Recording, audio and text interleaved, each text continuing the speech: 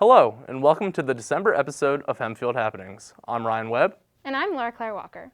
We have a special ability to use our voices through this show, and this month we wanted to use that ability to highlight members of the community whose voices aren't always heard. And the unique ways they find to express themselves, like through music. Through school clubs. And even through food. All this and more. On this month's episode of Hempfield Happenings.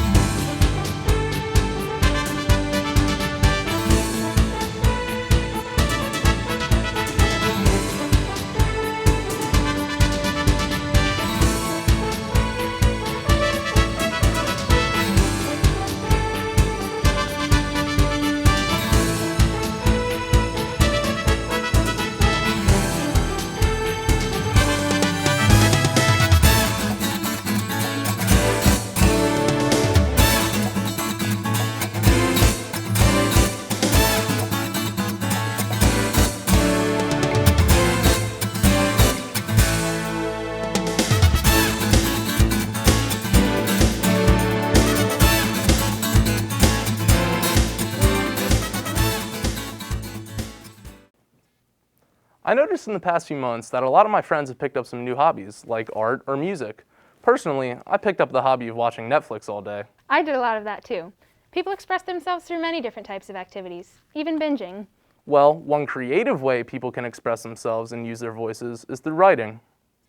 Michael loves a good story song. Yeah, I mean, I could totally do story songs. One activity people use to express themselves is writing, and there are many different forms of writing you can use to do so.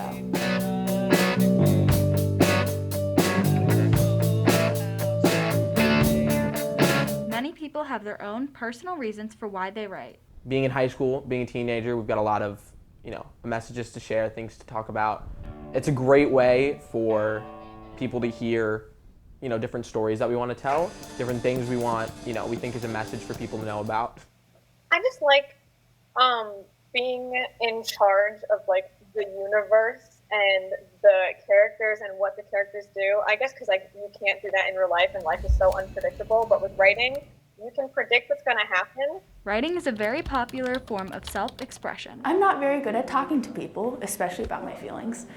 So I am much more likely to write it all down. The words appear in my mind, and then I write them out. Writing music has always been something that I've loved doing ever since I was really little. All the guys really have inspired me to, continue writing my music and continue getting my voice out there. Yeah, so I write music because it's my way of expressing myself, and it really allows me to be creative with life. And if you're ever down, you just start writing songs. It's good for everyone to try something like that, to try to write music or write poetry, but not everybody is necessarily fit out to enjoy it. Why writing is so well liked can be put very simply. It's just a common form of communication. It's just another way to communicate something that might not have been originally done with words.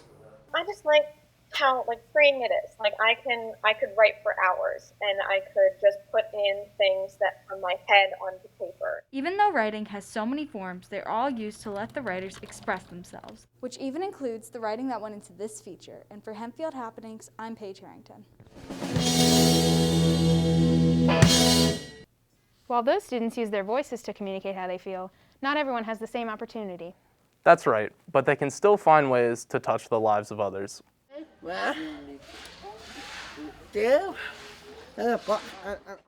Every now and then, someone truly special comes into your life, someone who opens your heart and helps you see things in a different light. Steve and Sandra DEMME experienced this similar feeling when they had their son, John, who works at the warehouse for DEMME Learning, the family-owned business. When Johnny was born, it came as a total surprise. But when we discovered he had Down syndrome, I didn't even know what to do with that. I didn't know how to process it. When he was having his open heart surgery, when he was just a baby, and we were taking different shifts, and that little guy has all these tubes and stuff, and it was right before his surgery, and he was lying on my chest, and he was small because he only gained 1 pound the first year. And he looked up at me, and I just thought, that little guy needs me. So he and I became buddies then. Even after adjusting to this new way of life, the DEMME family continued to face hardships. His challenges are communication. He doesn't speak, some words he speaks quite clearly, but most words he doesn't. And yet he understands almost everything you say. And that's hard because we judge people by their ability to communicate back. So I have to remember that John takes in almost everything that we say. And people don't realize that. So watching him from a mother's perspective have to struggle with that has been a little hard. While it might be a challenge for John to articulate his own voice, both of his parents were quick to represent him as well as help him adapt to finding his own means of expression. One of the very encouraging times is when I have spoken at this conference in the Midwest several times, and I came back a year or so later, and there was a young mom, and she was pushing in her stroller, and I could see that the child had Down syndrome. And I said, "How are you doing?" And she says, "I'm doing wonderful." She said, "My husband and I have heard you speak, and he's looking forward to developing a relationship with our baby like you have with your son." And I'm just about to cry just telling you that. Yeah, that was worth a lot. By having to use less traditional means to engage with others, the way John uses his voice is impacting those around him. He adds a lot of just brightness and light and positivity to my life, you know, being with us. So I get to meet a lot of goodness in the human life around us that I normally wouldn't run across. The biggest challenge that I had was dads like to fix stuff. And I'm never going to be able to change Johnny's chromosome count. And the longer I know him, I'm not sure I want to anyway. He is great just the way he is, and he's been a gift to our family. I think if you just get to know people with special needs, it helps you to develop compassion and empathy. Regardless of who gets to know John or doesn't, he'll always have his family. My wife said last night when she says, "I like us," because we're a team. From Hempfield Happenings, I'm Rylee Wilton. As we just saw, it's important to learn ways to express yourself, and school can be a place where many students begin to develop their own voices. However, this can be difficult for some students when they can't find people that they can connect to in the books that they read. To diversify library and English curriculums, teachers can look to Own Voices, a movement which brings in books written by diverse authors.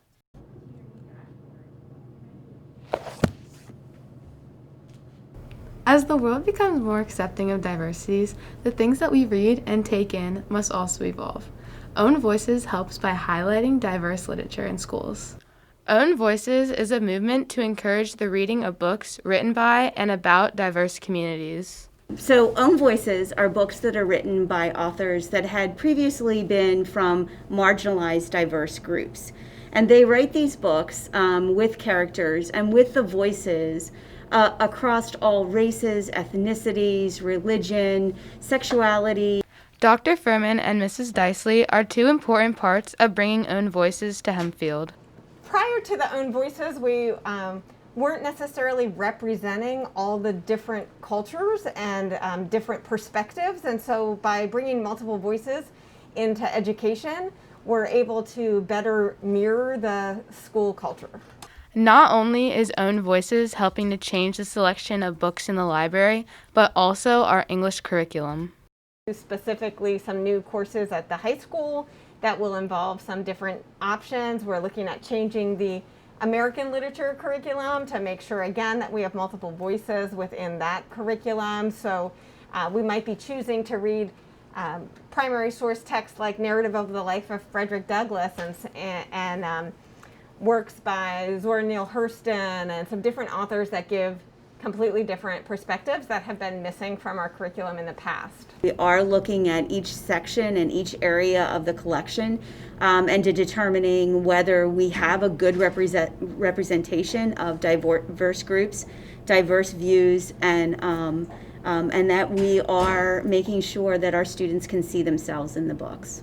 Our goal is to make sure that the literature that we have available both in our libraries and also a part of our curriculum better reflects who individuals are and engages them more. Own Voices helps to show students that they can use their voices no matter who they are.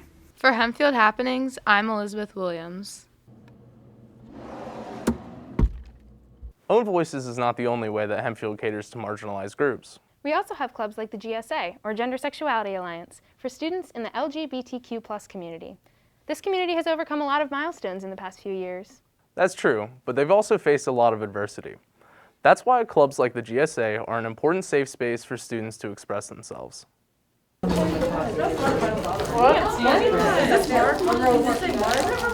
Hempfield's Gender Sexuality Alliance Club, or GSA Club, provides a place of acceptance for students in the LGBTQ+ community. Students and faculty that help run this club can comfort students, create feelings of safety, and help LGBTQ+ students come out of their shell, while also making friendships. Madam Tyson is a GSA Club advisor. She thinks that the club is doing a lot of good for Hempfield's LGBTQ+ community. I think the GSA Club has helped students feel represented. There's a lot of queer students that need supported, and the GSA Club gives them an opportunity to find a community of students that are going through the same sort of struggles as them, have the same sort of life experiences as them, and it gives them kind of a safe place to be and also learn about the LGBTQ+ community as well. Recently, the language department has added their personal pronouns to their Schoology usernames to help students see their classes as a safe space. Madam Tyson was one of the first teachers here to do so. This year, I started putting she, her on my Schoology after Madame Tyson, and I also included a pronoun question in my Google form in the beginning of the school year. The reason why I did this was to help students, again, feel recognized, feel seen, and it also provides a sense of allyship for students that are queer. If a queer student sees those things in my Schoology page or in my Google form, then that lets them know that this is a safe space, that this classroom is a space for them to be themselves. I think it's given me a place where I don't feel like I'm being judged whatsoever for who I am. I think it's definitely given that to other people as well. The GSA Club is very flexible with its attendance.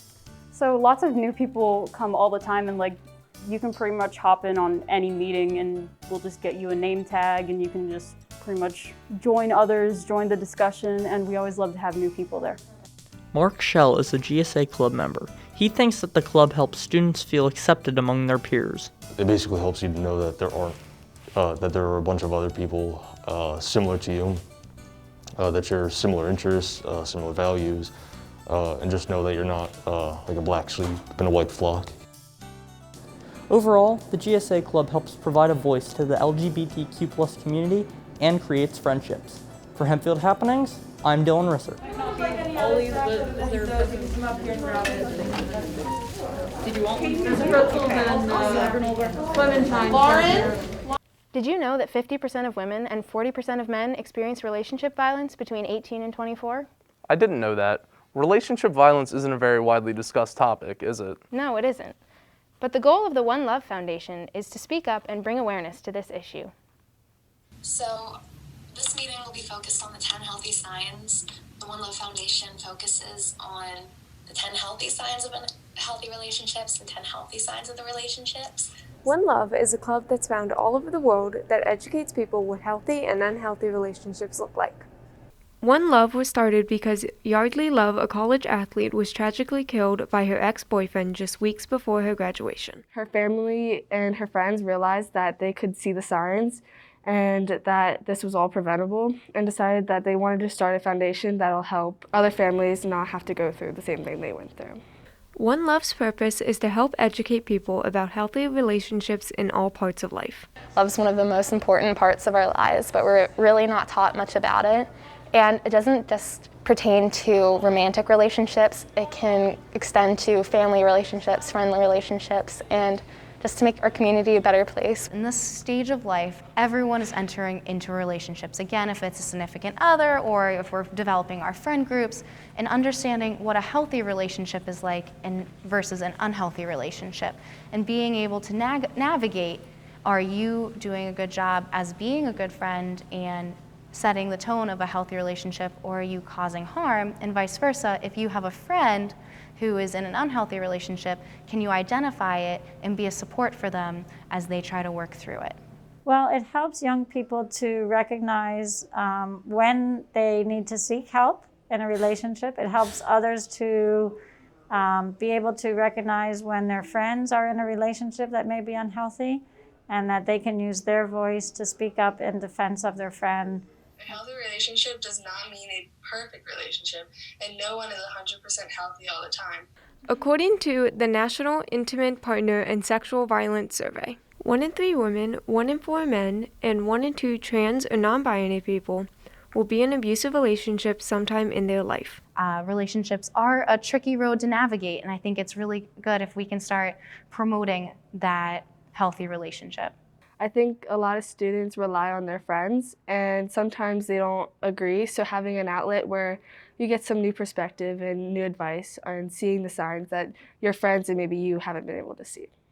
According to the Department of Justice, only 33% of teens in abusive relationships told someone. One Love helps people have a voice and share their stories because it provides a healthy and safe environment for people to learn about relationship abuse and maybe even share their own stories.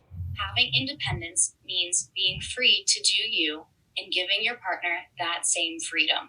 One Love clubs hold multiple workshops. Some of the workshops they have are called Escalation, Because I Love You, and Love Labyrinth. More than 1,100,000 people have been reached in person through a One Love workshop. One of their newest campaigns, Amor de Bueno, is catered towards the Hispanic and Latina community, and it's a beautiful short film that was actually created by some high school students.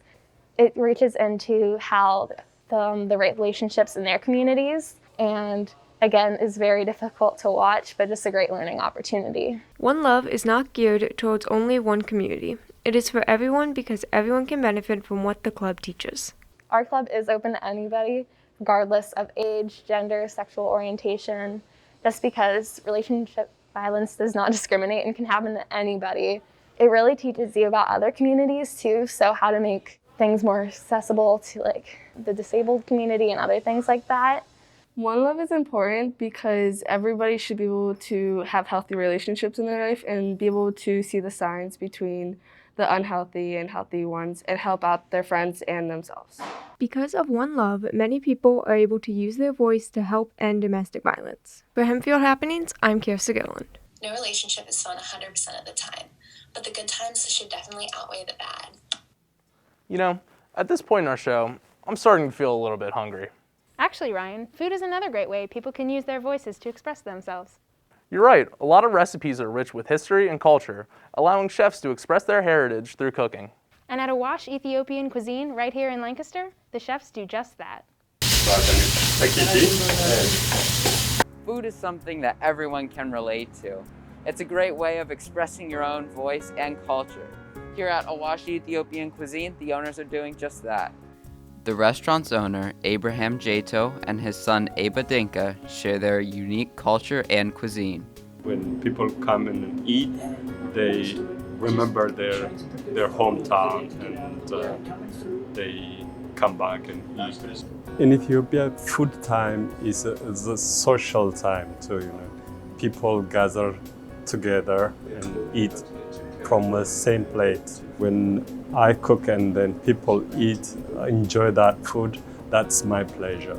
Eating Ethiopian food is not just about the eating. It's more about the enjoyment with others and like the experience of it all.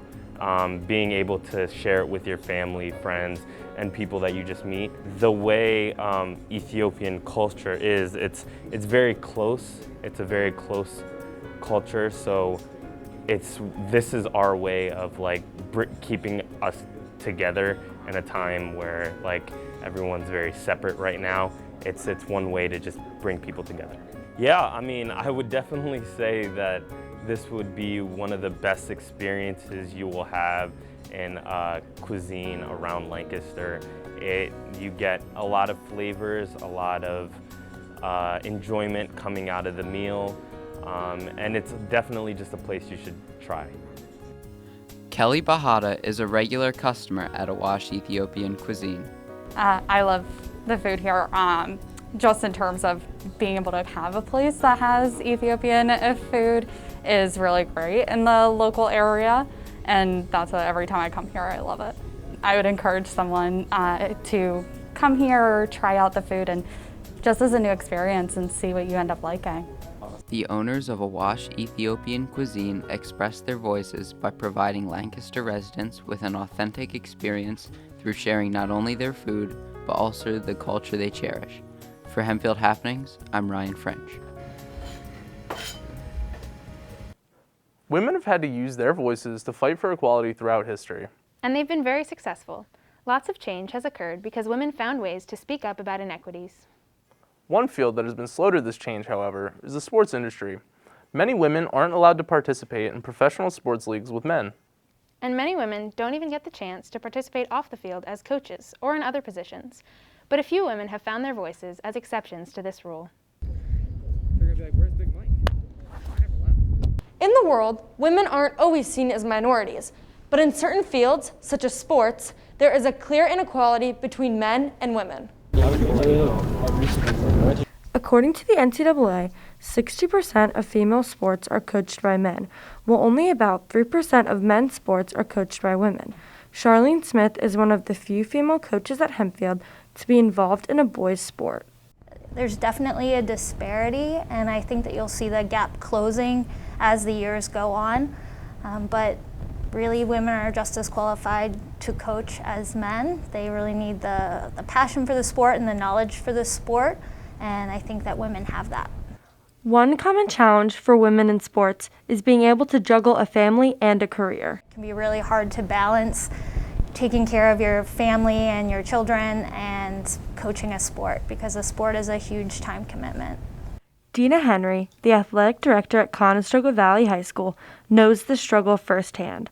She had to make the tough choice between college coaching and a family. While I love the profession, it was difficult because I had 2 children, and college coaching is a lot of time and a lot of time away. Recruiting, a lot of traveling, a lot of late nights, a lot of weekends, and it just wasn't conducive to raising a family. And so I left coaching and I became an athletic director. Dina is one of the few female athletic directors in the Lancaster area. In high schools, only about 15% of athletic directors are women, and about 10% of Division I colleges have female ADs. There are people in positions for 20 years, 25 years, 30 years. You don't see a lot of turnover. And so when you're talking, if somebody's been in this position for 20 years, you're talking 20 years ago, 30 years ago, where more men were in those positions than women. And so there's not much turnover. Now, when those people are retiring, maybe we will see some more women trying to be in these positions. And representation is important. Pitt News stated in an article, "Representation matters because it can help shape the way society views a minority." We need to have more women in these roles. Half of our athletes are girls. So we have to have more women in these roles to help these girls understand that it's okay to be tough. It's okay to be aggressive. It's okay to have ambition and to go for it. In the NFL right now, there are only 10 female coaches and no female players. At Hempfield, there is only one girl on the football team, Sierra Maurer.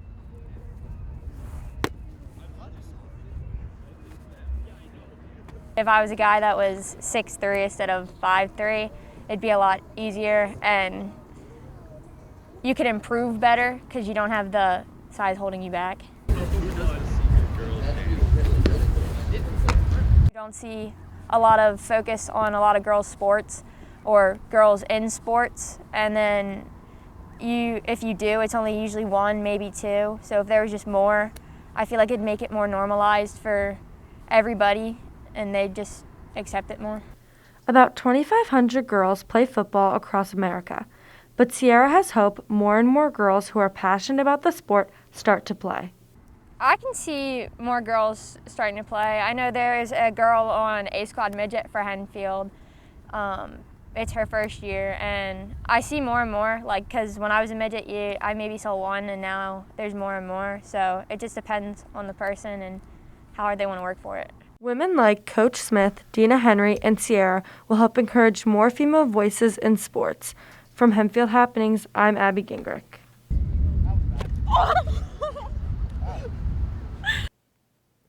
2020 has been quite the year, hasn't it?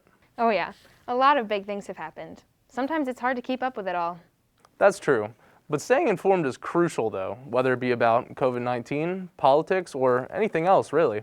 That's right. And one Hempfield student hopes to use her voice and her platform to speak up about pressing matters in our world today.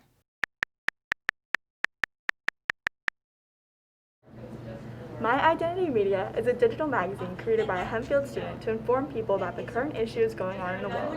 The founder, Annie Ukber, is a senior at Hempfield High School. So My Identity Media, it's just kind of a blog, webzine, website type of publication that just aims to give like marginalized youth, marginalized Gen Zers, minorities, a platform to express themselves, talk about like activism, politics, even like art, music, like just a whole bunch of topics. Annie uses the My Identity Media Instagram page to spread the word about important issues. I started it over quarantine. I want to say like late May, early June. I wanted to give like maybe like young minorities in this country a platform to just kind of talk about their experiences. And I'm actually currently creating some more social media posts and infographics and stuff. And I'm also working on the website, which is cool. Right before school is when I started like creating the new website for it. And then school happened and then I was so preoccupied with like classwork and stuff. So I kind of had to hold off on that.